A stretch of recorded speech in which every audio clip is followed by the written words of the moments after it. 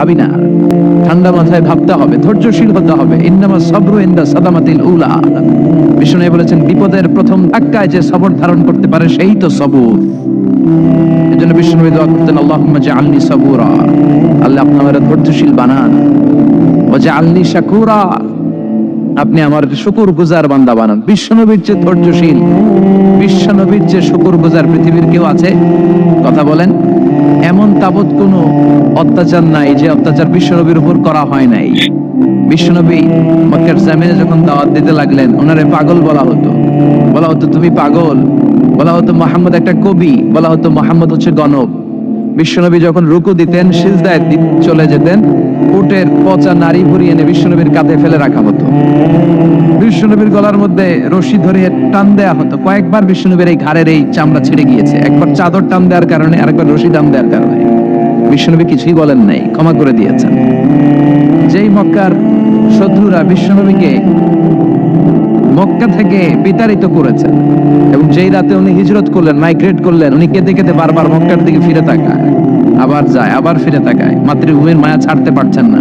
আর বলছিলেন, মাক্কা তু আহাব্বুল বিলাদ ইলাইয়া, মক্কা আমার কাছে সবচেয়ে প্রিয় শহর। লাউলা উখরিজতু লামা খারাজতু মিনহা, আমারে যদি বের করে না দেয়া হতো এই শহর থেকে, আমি কোনোদিন এই শহর থেকে বেরোতাম না। এত ভালোবাসতেন বিষ্ণু মাক্কাতুল মুকাররমাকে। ধৈর্যশীল ছিলেন। এত অত্যাচার অনাচারের পরে যখন মক্কা বিজয়ের ক্ষণ আসলো, এই মক্কাকে বিশ্বনবীর করতলগত করে দিল কে? ফাতহে মক্কা হলো। বিশ্বনবী চাইলে পিষে পিষে প্রতিটা কাফের মুশরিককে শেষ করে যেতে পারতেন, ঠিক কিনা? কিন্তু বিশ্বনবী বললেন, লা তাসরিবা আলাইকুমুল ইয়াউম, ইযহাবু আনতুমুত তুলাকা। কোনো রিভেঞ্জ চলবে না, আজকে কোনো প্রতিশোধ নাই। একেবারে বড় যুদ্ধাপরাধী যারা, মারাত্মক যারা অফেন্স করেছে, তাদেরকে শাস্তির আওতায় আনা হবে, বাকি সবাইকে আমি ক্ষমা করে দিলাম। In the long history of the world, there is no instance of magnanimity and forgiveness which was showed by our beloved Prophet Muhammad when all of his enemies laid under his feet and he forgave them one and all. পৃথিবীর গোটা পৃথিবীর ইতিহাসে এরকম নজির কোথাও পাওয়া যায় না, যাকে এত অত্যাচার করে বিতাড়িত করা হয়েছে, নির্বাসন দেয়া হয়েছে, হিজরতে বাধ্য করা হয়েছে। তিনি যখন ওই শহরকে আবার বিজয় করলেন, কাউকে আঘাত করলেন না, আগুন জ্বালিয়ে শহরটাকে জ্বালিয়ে দিলেন না, ওদের বংশকে নির্বংশ করলেন না, বরং মুচকি হেসে উনি বললেন, যাও ক্ষমা করে দিলাম। কি ধৈর্যশীল ছিলেন। আবার দোয়াও করতেন, আল্লাহুম্মা জাআলনি সাবুরা, আল্লাহ আপনি আমার ধৈর্য বাড়ায় দেন। ও জাআলনি শাকুরা, আপনি আমার শুকরগুজার বানান। ও জাআলনি ফি আইনি সাগীরা, আল্লাহ আমার চোখে আপনি আমারে ছোট বানান। ও ফি আইনিন নাসি কাবীরা, আল্লাহ মানুষের চোখে আপনি আমারে বড় বানান। কি মানুষ ছিল, নিজের চোখে নিজে ছোট থাকতে চাইতেন। আমরা নিজের চোখে নিজের বড় মনে করি, এরকম ডাকাইত আছে না নাই? নিজেরাই নিজে মনে করে কত বড় সাহেব, লাট সাহেব। মান তাওয়াদা তারাফা, এটা হচ্ছে সুন্নাতুল্লাহি ফিল আরদ। মান তাওয়াদা তারাফা, নিচে নেমে থাকতে চায়, আল্লাহ ওরা টেনে উপরে উঠা। আর যে খালি উঠতে চায়, হিংসা করে অহংকার করে উপরে ঠেলতে চায়, ওরা নিচে নামায় দেয় কে? সাইয়েদনা আদমকে আল্লাহ বললেন, আদম সাল্লিম আলা উলাইকা নাফার লাম্মা খালাকাল্লাহু আদম ওয়া কানা তুলহু 60 যিরাআন। নিচে নেমে গেলে যে উপরে ওঠে, আর উপরে উঠতে চাইলে যে নিচে নামে। উদাহরণ দেখেন, আদম আলাইহিস সালামকে তৈরির পর আল্লাহ বললেন, আদম সাল্লিম আলা উলাইকা নাফার, এই ফেরেশতাদের সালাম দাও। কি দাও? দাও, সালাম দাও। কোনো প্রশ্ন নাই, আল্লাহ সালাম দিব কেন? ফেরেশতারা আমারে দিব না কেন? আমি আগে দিব কেন? কথা আছে কোনো? যেই সালাম দিলেন, সালাম দেওয়ার সাথে সাথে ওনার মর্যাদা বাড়িয়ে দিল কে? এত মর্যাদা বাড়ালেন যে নূরের ফেরেশতারা মাটির আদমকে সেজদা দিতে বাধ্য হয়েছে। চিৎকার করে বলেন, ঠিক কিনা? আমি মাটির আদমকে প্রথম সৃষ্টি করিয়া ঘোষণা করিয়া দিলে শ্রেষ্ঠ বলিয়া, তাই তো নূরের ফেরেশতা করে আদমকে সেজদা, সবার চেয়ে সম্মান দিলে মাটির আদমকে।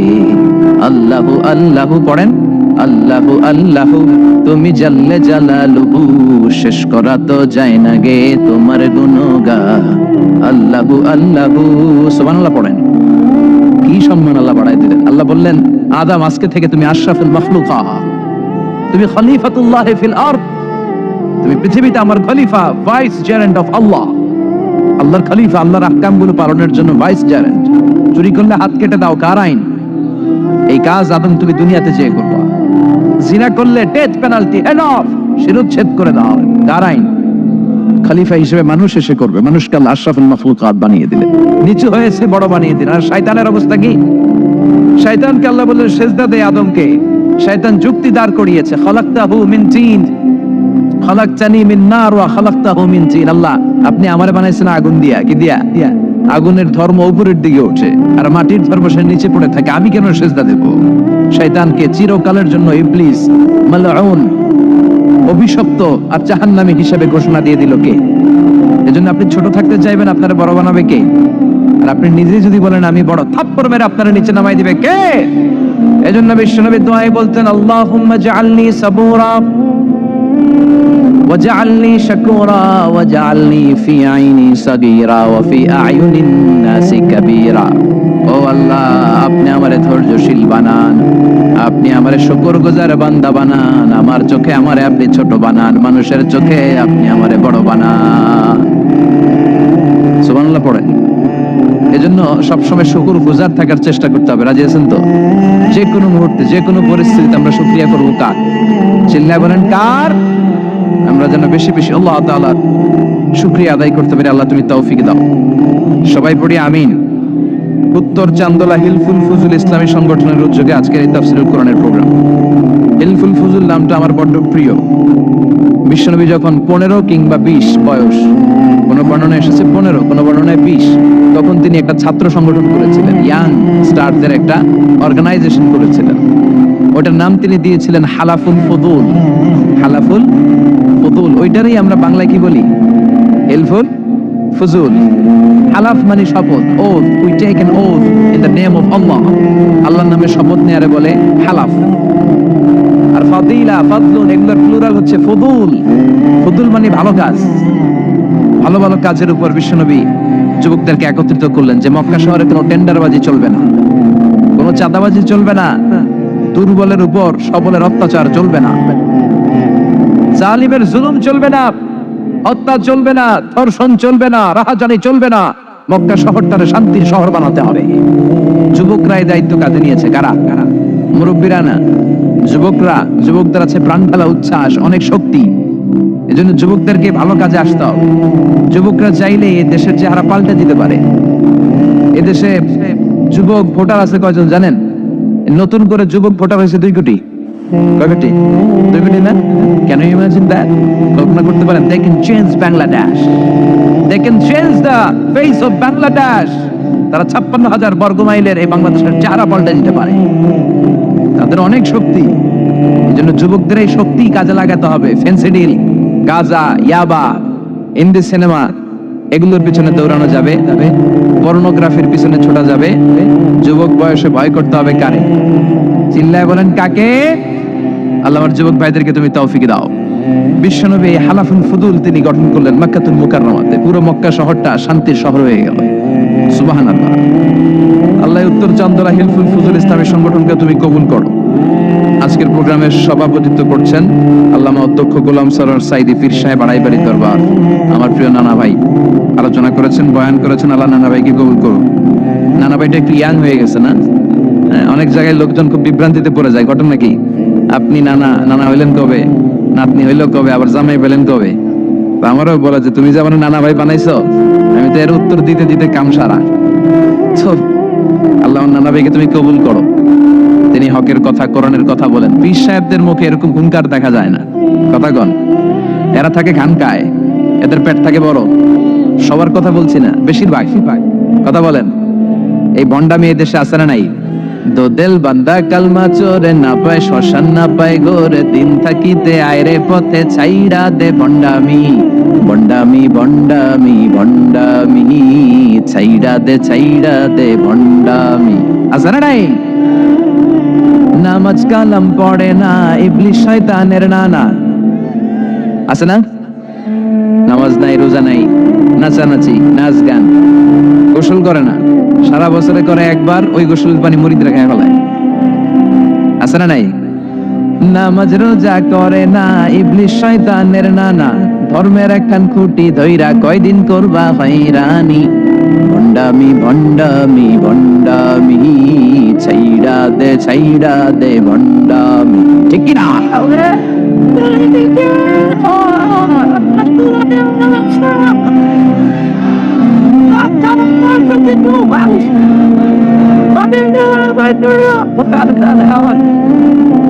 ভণ্ড পীরও পীর, আমার নানা ভাইও পীর। কথা কন, পীরে পীরে পার্থক্য আছে না নাই? পীরে পীরে পার্থক্য আছে, এজন্য পীর চিন্তা হবে।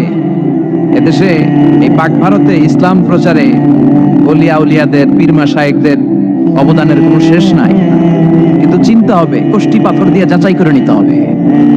কারণ এই পীরের আদলে অনেক ভণ্ড এই বাংলার জমিন আছে না নাই? এই ভণ্ডদের সাথে আমাদের কোনো সম্পর্ক নাই। ওনার দরবারে আলোচনা হয়, সাইদ কামালউদ্দিন জাফরি সাহেব যায়, আমরা যাই, দেশ বরেণ্য ওলামায়ে কেরামরা যায়, যারা হকের কথা বলে, যারা কোরআন সুন্নাহর আলোকে বলে, কোনো ভণ্ডামি নাই। যাবেন, প্রতি বছর যাবেন। এরপরে যে কেরাত সম্মেলন হবে না এবার 17ই ফেব্রুয়ারি, আমার প্রোগ্রাম যশোর। আমাকে অনেক বলেছিল থাকতে পারলে আমিও কোরআন নিয়ে কিছু কথা বলে আসতে পারতাম, শুনে আসতে পারতাম কারীদের তেলাওয়াত। যাবেন আপনারা, দাওয়াত করে দিলাম। আল্লাহ আজকে সভাপতিকে তুমি কবুল করো। তারপরে আজকে কথা বলেছে মাওলানা রফিকুল ইসলাম ভুইয়া সাহেব, আমাদের সভাপতি সিরাতুন নবী ফাউন্ডেশনের চান্দোলার। না, রফিক ভাইয়ের চিনেন এমন কেউ নাই, এজন্য আর কিছু বলতেছি না তার নামে। আল্লাহ রফিক ভাইয়ের তুমি কবুল করো। গোলাম কবির চৌধুরী আল আজহারি আসতে পারে নাই, আমার বন্ধু মানুষ, একসাথে পড়াশোনা করেছি। এরপর আমার এক মিতা মিজানুর রহমান আতিকি আমার আগে আলোচনা করেছে, আল্লাহ তাকেও তুমি কবুল করো। সালাত নিয়ে কথা বলতেছিলেন। সালাত আউয়ালু মা ইউহাসাবু বিহিল আবদু ইয়াউমাল কিয়ামাতি আস-সালাত। কিয়ামতের দিন সর্বপ্রথম হিসাব নেওয়া হবে নামাজের, সালাতের। সালাত চিনেন তো? কুরবানির গোশত খাওয়ার মাঝখানে যেটা খায় ওটা, হ্যাঁ, এটারে বাংলায় আমরা নামাজ বলি। কি বলি? নামাজ। বিশ্বনবী ইন্তেকাল করবেন, রূহ বের হয়ে যাচ্ছে, 2-3টা শব্দ বললেন, এর মধ্যে একটা ছিল সালাত। আর সালাত, উম্মতেরা নামাজ, নামাজ, নামাজ ছেড়ে দিও না। ওয়া মালাকাত ঈমানুকুম। মানুষ ইন্তেকালের আগে শ্বাস বের হয়ে যাচ্ছে, রূহ চলে যাচ্ছে, ওই মুহূর্তে কি জরুরি কথা বলে নাকি ফালতু কথা বলে? সবচেয়ে জরুরি কথাটাই তখন সে বলে যায়, ঠিক কি না? কথা বলেন। বিষ্ণু বলেছিলেন নামাজ। তাহলে এই সালাতের গুরুত্ব আছে না নাই? সর্বপ্রথম এই সালাতের ব্যাপারে in the day of judgement আমাদেরকে প্রশ্ন করবে কে?